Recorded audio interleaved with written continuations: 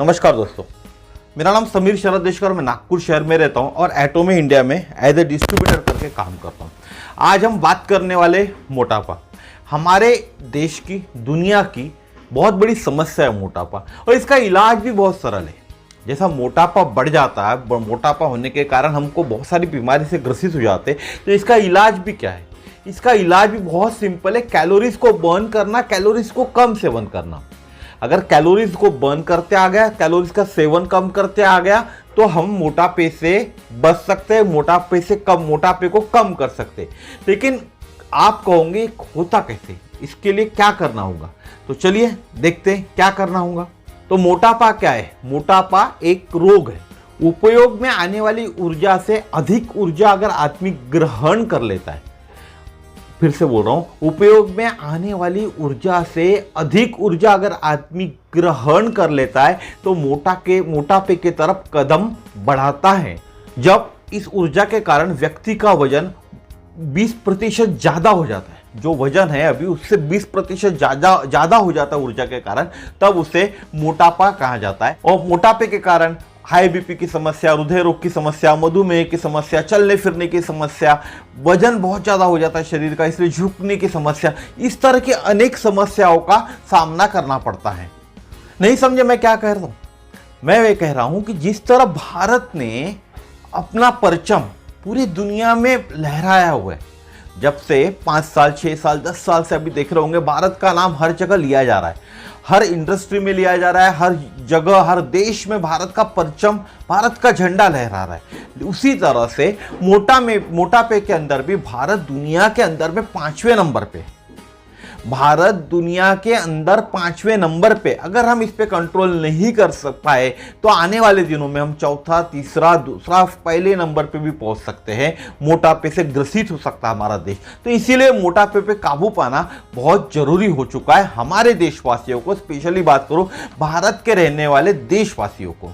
तो एक चंद्रगुप्त तिवारी जी की कविता है, उस कविता के माध्यम से मैं आपको समझाता हूं कि मोटापा यानी क्या और मोटापे पे कैसे कंट्रोल किया जा सकता है। बहुत अच्छे से चंद्रगुप्त तिवारी जी ने इस कविता के माध्यम से लोगों को समझाया हुआ है।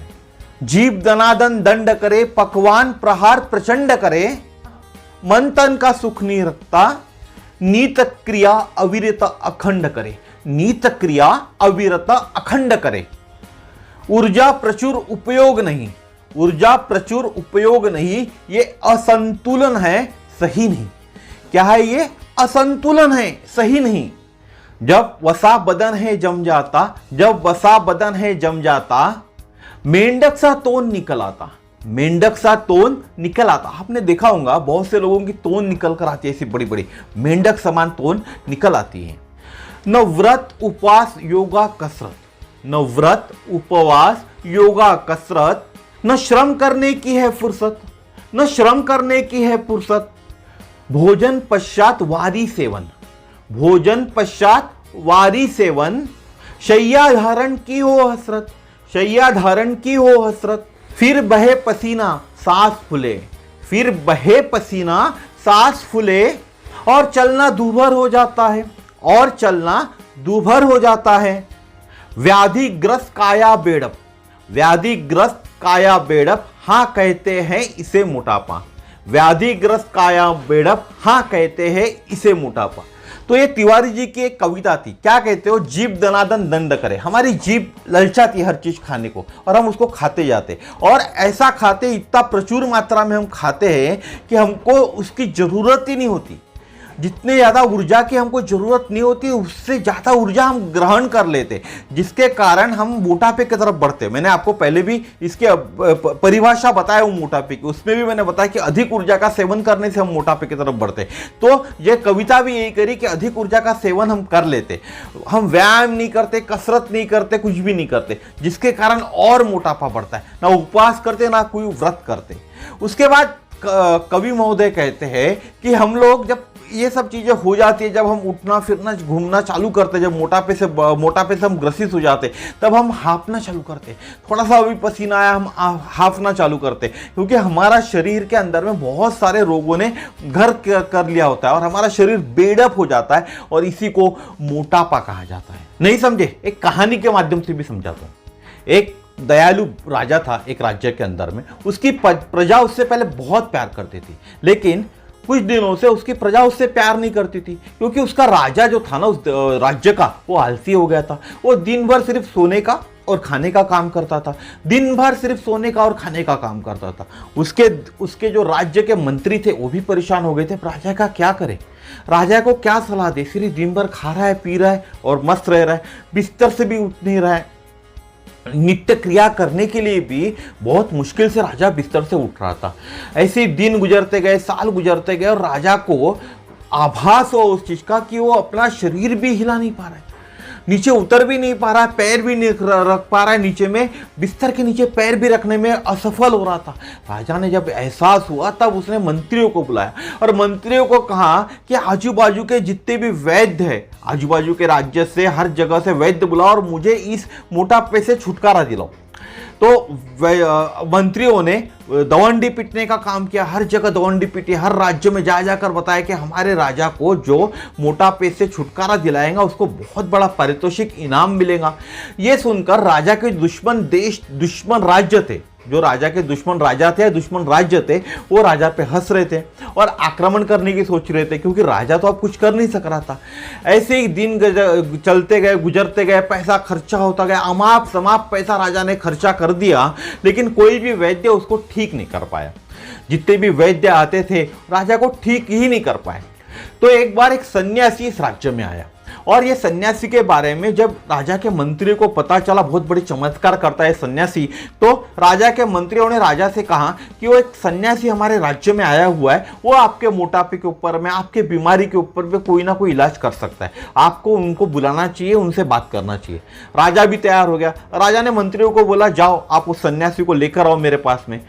मंत्री जब सन्यासी के पास गए, सन्यासी ने एक शर्त रखी, मैं तो राजा को ठीक कर सकता हूं, लेकिन राजा को मेरे पास आना होगा और उसकी भी एक शर्त होगी, राजा को चल के आना पड़ेगा, पैदल आना पड़ेगा। जब तक राजा पैदल मेरे पास नहीं आएगा, घोड़ा गाड़ी से आएगा, तो मैं उसका इलाज नहीं करूंगा। ये बात जब मंत्रियों ने राजा को बताई तो राजा बोला, ठीक है, मरता न क्या करता, राजा को तो ठीक होना था। तो राजा तैयार हो गया और दूसरे दिन राजा कैसे तो भी हाथ टेक के बोलो या लकड़ी ले लेके कैसे तो भी उस सन्यासी के आश्रम तक पहुंचा। गांव के बाहर वो सन्यासी रहता था, वहां तक पहुंचा कैसे तो भी। वहां जाके पता चला कि सन्यासी तो आज है ही नहीं, जो साधु बाबा राज्य में आए थे, साधु बाबा आज है ही नहीं, आज कहीं बाहर चले गए हुए। तो उनके जो साधु बाबा के जो शिष्य थे उन्होंने कहा, राजा साहब आप कल आइएगा, आज तो है ही नहीं।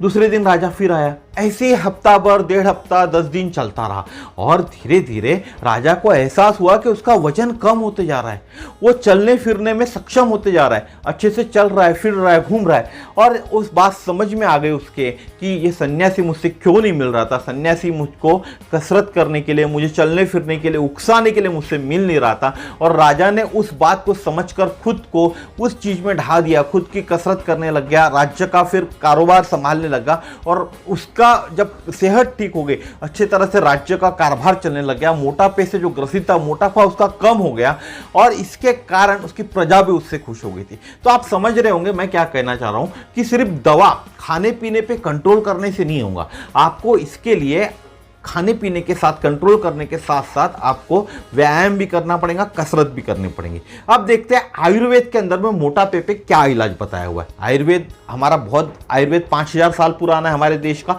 और भारतीय आयुर्वेद अलग अलग राज्यों में, अलग अलग देशों के अंदर में भी प्रचलित है। हर एक राज्य में अलग अलग तरह से आयुर्वेद के हिसाब से इलाज किया जाता है। तो आयुर्वेद के अंदर में, भारतीय आयुर्वेद के अंदर में क्या कहा है मोटापे के लिए, ये हम देखते हैं। आयुर्वेद कहता है जब बहुत ज्यादा प्रक्रिया हुआ जो खाना हम लोग खाते हैं उसको आप कम प्रक्रिया वाले खाने के साथ स्विच करते हो, तब कैलोरी का कम उपभोग होता है आपके शरीर द्वारा, तब आप मोटापे से छुटकारा पा सकते हो या मोटापे को कम कर सकते हो। आयुर्वेद क्या कहता है, जितना प्रक्रिया हुआ वाला खाना आप खा रहे हो उसके बदले कम प्रक्रिया हुआ वाला खाना खाओगे तो आपके शरीर में कैलोरीज कम जाएंगी, और कैलोरीज कम जाएंगी तो आप मोटापे से छुटकारा पा सकते हो, मोटापा कम कर सकते हो। साथ ही साथ आपको कसरत भी करना चाहिए, यह आयुर्वेद भी कहता है।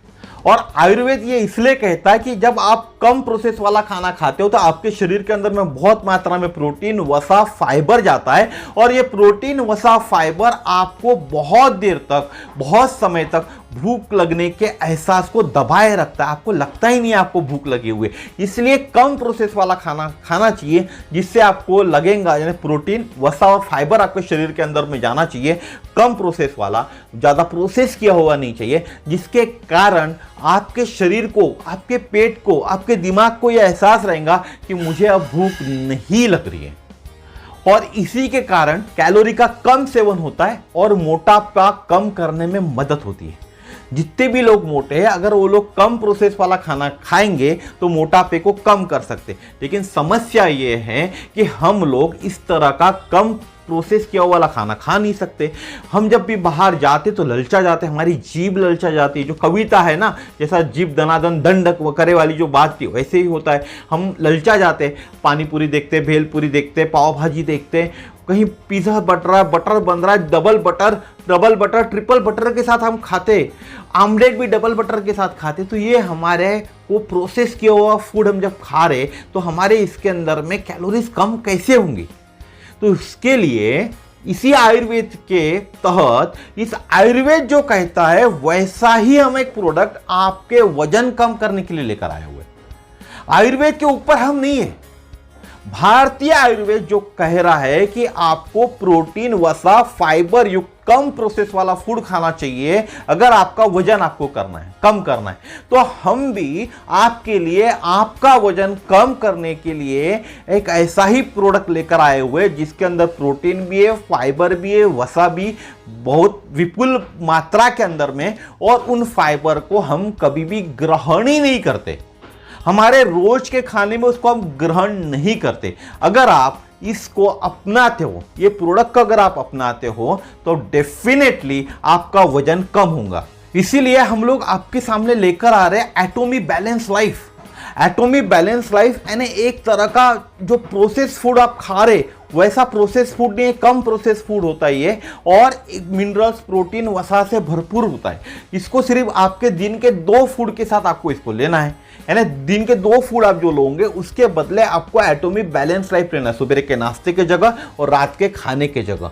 बस इतना ही करना है। तो महीने भर के अंदर में आपका वजन 3 किलो से लेके 4 किलो, 5 किलो आपके शरीर के ऊपर डिपेंड होता है, आप कम कर सकते हो। वजन कम करने में आपकी मदद करेगा, वो भी प्योरली आयुर्वेद के तरीके से। इसीलिए हम कहते हैं कि आपको स्विच करना चाहिए एटॉमी बैलेंस लाइफ की तरफ अगर आपको वजन कम करना है। क्योंकि आयुर्वेद क्या कहता है हमारा कि आपको प्रोसेस फूड से बचना चाहिए।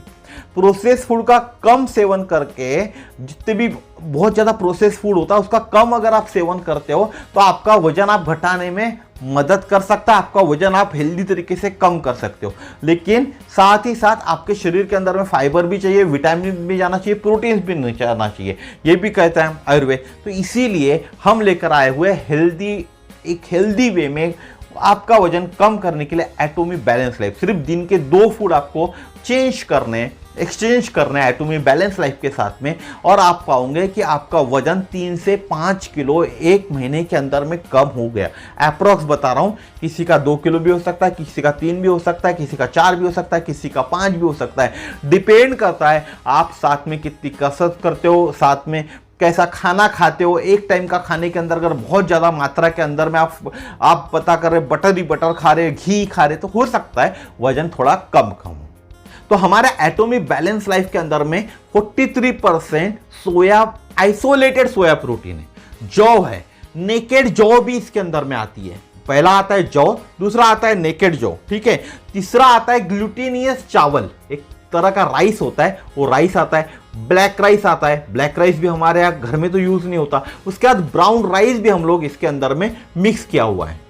साथ में तिल है, काले सेम है, सफेद सेम है, नॉर्मल वाले जो चावल आते हैं ना वो चावल भी इसके अंदर में मिक्स है हमारे इसमें। उसके बाद काला चावल तो मैंने आपको बता दिया, ब्लैक राइस, काले तिल भी इसके अंदर मिक्स है, सफेद तिल भी इसके अंदर मिक्स है, और 4 सब्जियां भी इसके अंदर में मिक्स है। एक होता है काले, एक होता है टोमेटो, एक होता है ब्रोकली, और एक चौथा होता है कद्दू। तो ये इस तरह के 15 चीजें हमारे प्रोडक्ट के अंदर में, और ये प्रोडक्ट आपको हेल्दी तरीके से वजन कम करने में मदद करेगा। इसीलिए आज से ही अपनाइए एटॉमिक बैलेंस लाइफ, अगर आपको सही में वजन कम करना है। क्योंकि हम आयुर्वेद के ऊपर नहीं, जो आयुर्वेद कह रहा है वैसे ही हम बोल रहे। आयुर्वेद में भी यही कहा है कि प्रोसेस्ड फूड को कम करो तो आप वजन कम कर सकते हो। और हम भी आपको प्रोसेस फूड से दूर रखने वाले हैं आपके 2 खाने के अंदर में, सुबह के खाने में और रात के खाने में। और दिन का सुबेरे का जो खाना है, जो लंच आपको लेना है, उस लंच के अंदर में आप थोड़ा सा फाइबर युक्त खाना खाइए। प्रोसेस्ड फूड के जगह आप थोड़ा सा फाइबर युक्त खाना खाइए, ताकि आपके वजन कम करने में और मदद हो। और साथ ही साथ रोज कसरत करने का भी नियम बना लीजिए। तो इतना ही मेरा आज का वीडियो था। जिनको भी वजन कम करना है उनके लिए मैंने कहानी के माध्यम से भी बताया, आपको एक कविता के माध्यम से भी बताया। तो ये वीडियो कैसा लगा जरूर बताइएगा, आपकी कमेंट्स बहुत जरूरी है, कमेंट्स कीजिएगा। साथ ही साथ इस चैनल को सब्सक्राइब कीजिए, ताकि इसी तरह की नई नई जानकारी मैं आपके तक पहुंचा सकूं। और जिस किसी को भी एटॉमिक बैलेंस लाइफ या एटॉमिक कोई भी अन्य प्रोडक्ट लेना है, तो डिस्क्रिप्शन बॉक्स में मेरा पूरा डिटेल्स दिया हुआ है, उसके ऊपर आप कांटेक्ट मुझसे कर सकते हैं। तो आज का वीडियो यहीं तक था, फिर मिलेंगे इसी तरह के नए वीडियो में। चैनल को सब्सक्राइब करना ना भूलिएगा। धन्यवाद, नमस्कार, जय श्री राम।